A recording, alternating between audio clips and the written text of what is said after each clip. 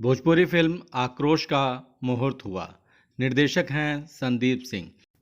नमस्कार, मैं राजकुमार सिंह, कवि अभिनेता। मैं डायरेक्टर संदीप सिंह के बारे में बता रहा था, जिन्होंने अभी भोजपुरी फिल्म आक्रोश का मुहूर्त किया है।